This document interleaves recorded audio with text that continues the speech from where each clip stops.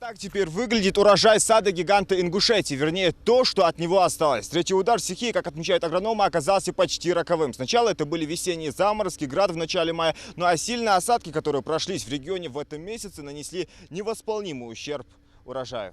Это издалека кажется, что все нормально, но если подойти поближе, с виду здоровые зеленые деревья на последнем вздохе. Абрикосы, груши, виноград, яблоки. О былых урожаях остались только воспоминания. Здесь же все.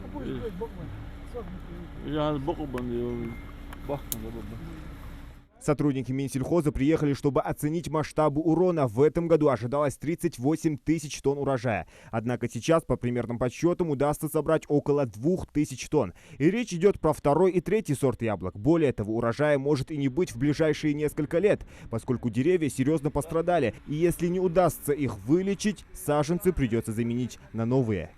Нет ни одной ветки, которую было бы целесообразно оставить или сохранить ему жизнь. Нет ни одного яблока, который многократно не поврежден, не избит. Надежды, что здесь что-то в этом году получим, 100% нет. И на будущий год, чтобы здесь яблоко получить с него, надо приложить максимум усилий и лечить это дерево. Если удастся вылечить, тогда у нас на будущем году здесь что-то будет. Если, видите, сначала с 5 июня ни одной новой ветки. Дерево восстановило свои генеративные свойства. Ни одного листа нет, живого, который работал бы здесь. Даже обработки, которые мы делаем, могли бы внести удобрение по листу, они не сработают, лист не работает. Сад-гигант из-за капризов погоды потерпел гигантские убытки. Ущерб составляет 1 миллиард 480 миллионов рублей. Аграриям пришлось молча наблюдать за тем, как стихия безжалостно уничтожает деревья, а вместе с ними и весь урожай. Плодовые деревья здесь занимают 994 гектара земли. Аграрии отметили 100% гибель посадок на площади в 630 гектаров. Остальные деревья также задела непогода. В этом связи,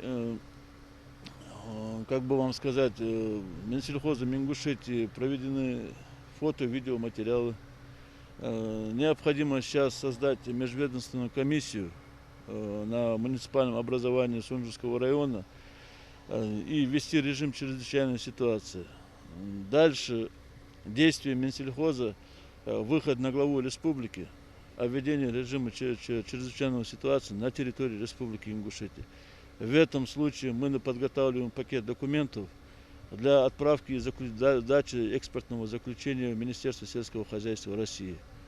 Если там найдут излишек финансовые средства для оказания помощи, то мы постараемся оказать помощь саду-гиганту. Все же поливка деревьев продолжается в надежде сохранить хоть какие-то саженцы. В этом году аграрии также готовились собрать и первый урожай винограда, но теперь об этом придется забыть напрочь. С виноградом, как мы видим, перебита вся лоза, перебиты новые побеги, перебит урожай. С урожаем у нас в этом году с винограда ничего даже ожидать не стоит. Главное сейчас спасти лозу для того, чтобы заложить в следующем году под новый урожай. Такая же ситуация, как и на яблоне. Мы по нему работаем и так же, как и по яблоням, антидепрессантами. Словом, антидепрессанты, видимо, понадобятся не только урожаю, но и аграриям. Сад-гигант не единственное предприятие, пострадавшее от удара стихии. Они не только затронули сады. Здесь и Славянка, артель Славянка, сад. Здесь и 21 век, тоже сад. В общем сложности, если считать все многолетние насаждения, все сады в республике, которые подали заявление в Минсельхоз, на общую площадь где-то около 1128 гектаров. У нас в республике сады, то есть то, что мы мониторим, то, что люди закладывают, в пределах 1480 гектаров общих садов. Из них, считайте, 1120 гектаров погибли. То есть урожая в этом году плодовых, яблок, груш, плодовых культур мы не наберем. Это очень печально. Помимо этого, у нас на территории Республики Ингушетия пострадали и посевы зерновых, зернобобовых культур. При первом дожде с градом смыли все посевы кукурузы, подсолнечника.